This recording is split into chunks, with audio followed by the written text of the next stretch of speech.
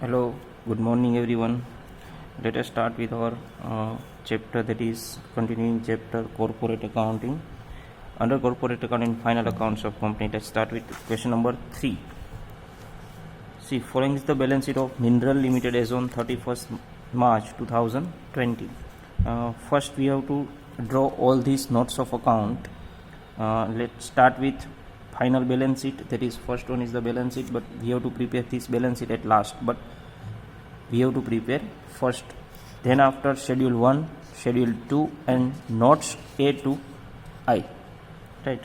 Let us start with our first adjustment. You are required to prepare profit and loss account and profit and loss appropriation account for the year ended 31st March and final balance sheet as on that date after taking into account the following additional information.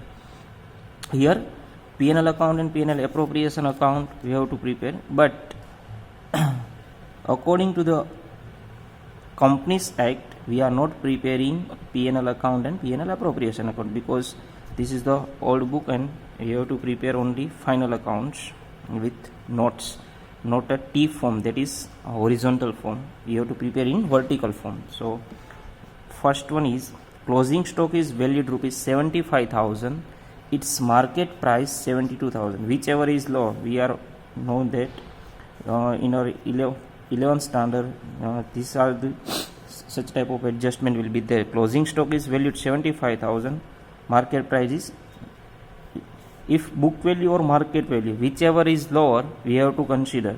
So 72,500 consider it a closing value of closing stock. So the stock value we have to so in two notes, that is first like current assets under the head of current assets, and first that is under the P&L account, that is schedule 2, provide for depreciation 5% on plant and machinery and 10% on furniture per annum. Annual depreciation we have to calculate.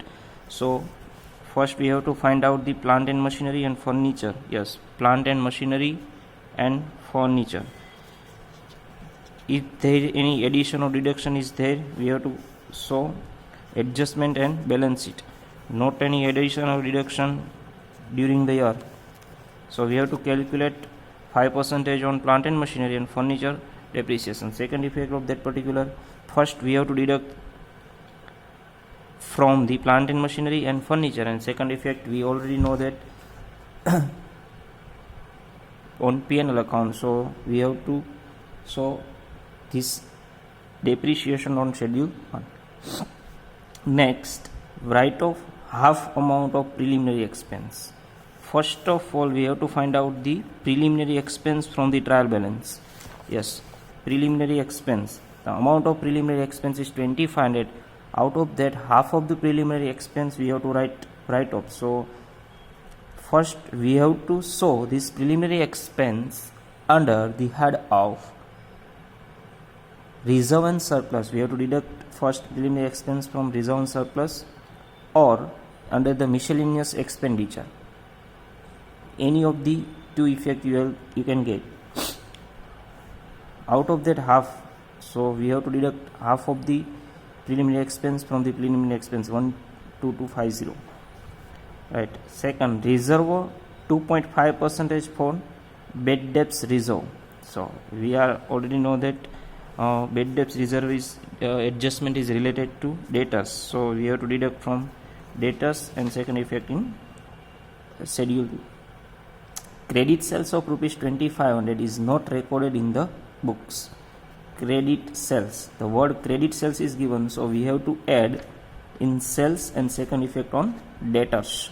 So before providing bad debts reserve we have to calculate, we have to consider adjustment number 5th, because after adding in the debtors 2,500 we have to deduct 2.5% reserve. So this is the adjustment we have to consider first, then after adjustment number 4.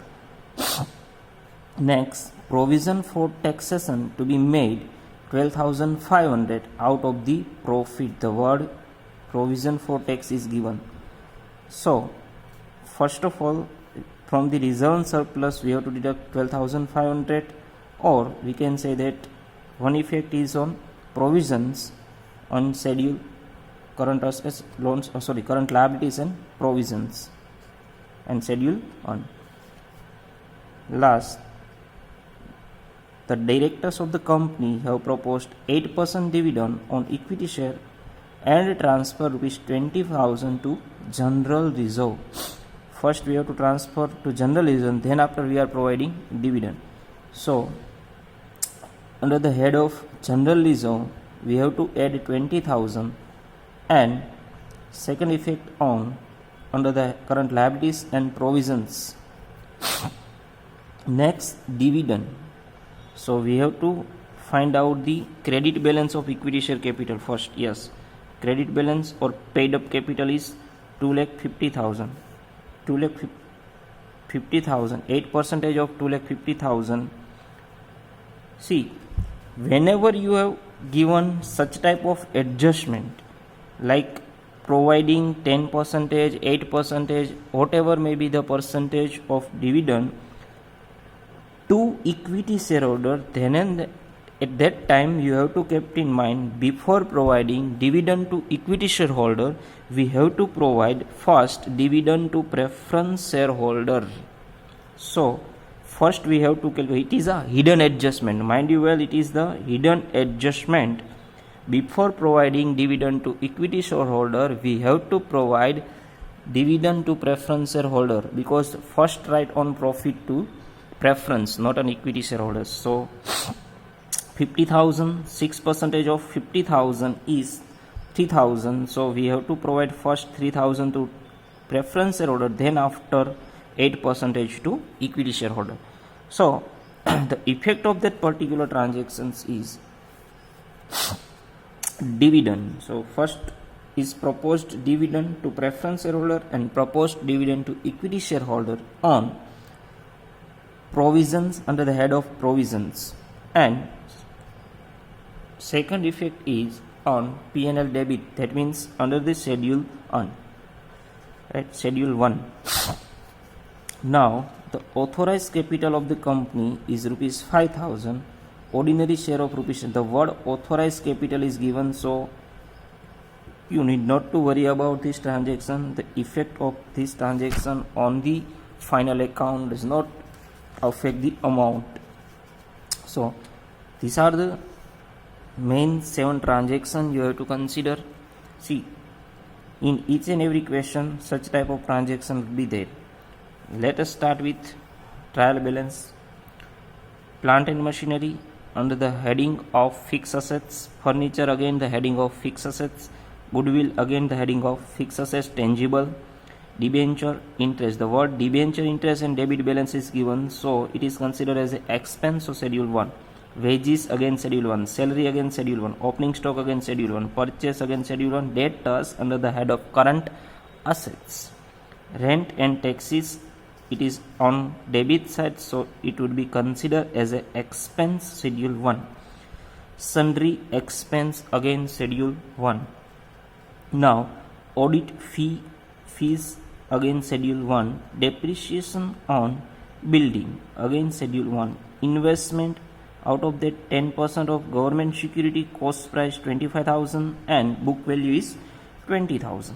So it is considered as a hidden adjustment. So you can say that the price of government security is 25,000. Now it is considered to be as a 20,000. You have to consider this value. When you calculate interest on government security, at that time you have to consider 25,000, not a 20,000. So whenever you invest, you can get an interest on 25,000. 10% of 25,000, that is 2,500. It is considered as a interest on government security, right? So 2,500 is receivable. Let us see credit side, interest is given or not. Yes, interest on government loans 1250. It means half of the interest is received and still half of the interest is remaining. So we have to give effect on this particular transaction. Interest on government loan, it is a credit balance, so it is considered as a income, so it is included under the head of second schedule 1250. Again add 1250 in this because the 10% is receivable. We have to take 2500 under this year, so 1250 have to add, and again it is a income and it is a income receivable, so it would be considered as a assets, so we have to put under the head of this. Now 400 share of Ruchi, 10 rupees at per paid up cover, it is also considered as an investment because it is under the head of investment. First investment in government security and second investment in equity shares. Next, cash balance under the head of cash and cash equivalent, current assets, calls in arrear. Under the share capital we have to deduct loose tools under the current assets. Income tax paid in advance, the word advance is given over here, so we have to consider it is considered as a loans and advances, current assets. Contribution to provident fund, see here the word contribution is given, so it would be considered as a expense for the current year. If only provident fund is given there, so the balance of that particular amount is on credit side, then and then it will be considered as a current liabilities, but contribution is given, so it would be considered as a expense for the current year, so we have to consider in schedule 1. Land and building, again under the head of fixed assets, preliminary expense we have already calculated. Next, equity share capital under the head of share capital. Next, preference share capital under the head of share capital, schedule A. Next, 6% debenture. 6% debenture, it is considered as a secured loan. Mind you well, it is considered as a secured loan. If it is not given in the bracket secured loan, then we have to consider it also secured loan. But we have to consider interest on 6% if it is given or not, but we have to calculate. 6% of 50,000, it means 3,000. In debit side, expense of this is not given, so total amount is considered as a outstanding interest on debenture, so we have to give effect of that particular to transaction. First, it is considered as expense, so it would be considered under the head of schedule 1.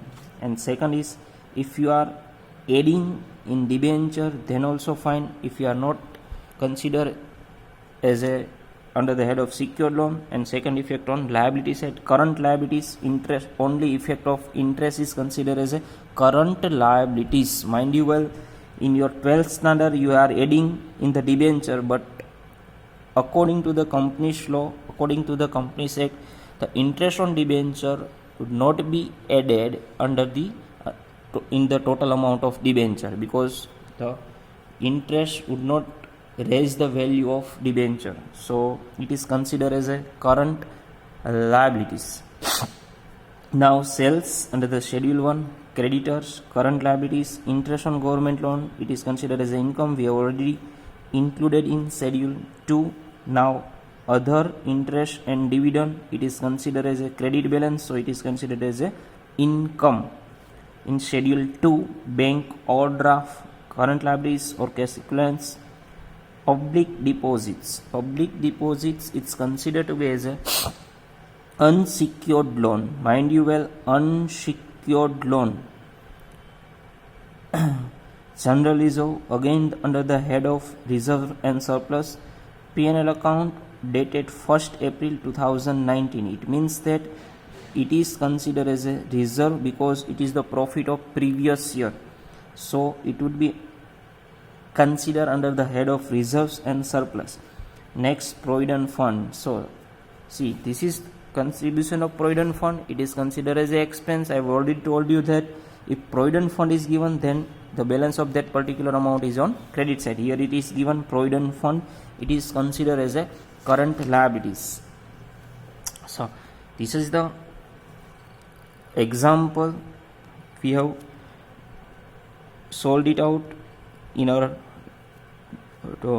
fair book.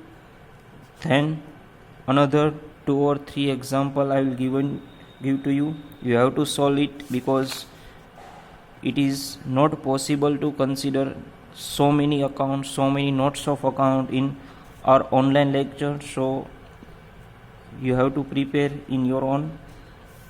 I'll give you reference, or we can say that amounts. So it is better I'll give you the illustration in your account or homework. So 2 to 3 illustration, and then we are closing our chapter and next chapter in our next lecture. Thank you everyone.